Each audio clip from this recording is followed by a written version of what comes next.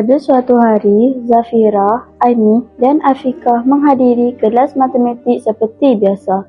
Namun, mereka menghadapi kesukaran memahami pelajaran yang diajar oleh guru. Baik murid-murid, siapakah boleh menyelesaikan soalan ini? Saya, cikgu. Mereka tidak dapat menjawab soalan yang diberikan dan semakin berasa rendah diri. Matematik sangat susah.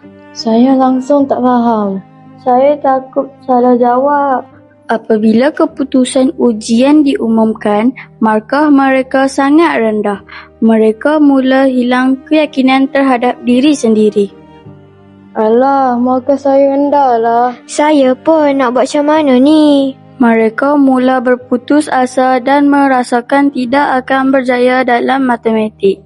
Mungkin kita memang lemah dalam matematik. Yalah. Tiba-tiba, satu cahaya terang muncul.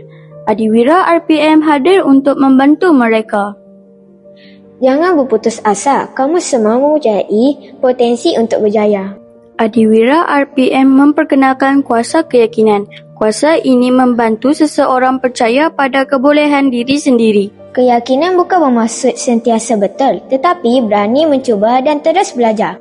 Wow! Kata-kata Adiwira RPM membangkitkan semangat baru dalam diri mereka. Saya akan cuba lagi. Saya tidak akan menyerah kalah.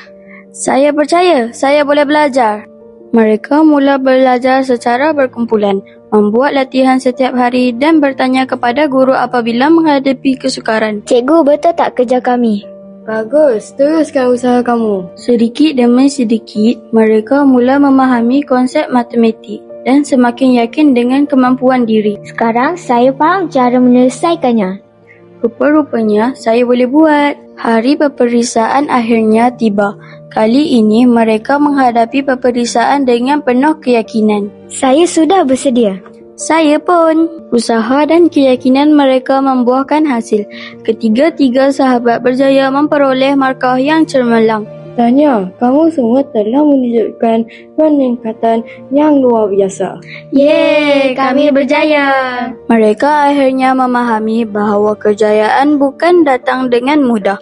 Keyakinan, usaha, kesungguhan adalah kunci untuk mencapai impian. Apabila kamu percaya pada diri sendiri dan terus berusaha, tiada yang mustahil. Sekian dari kami. Terima kasih.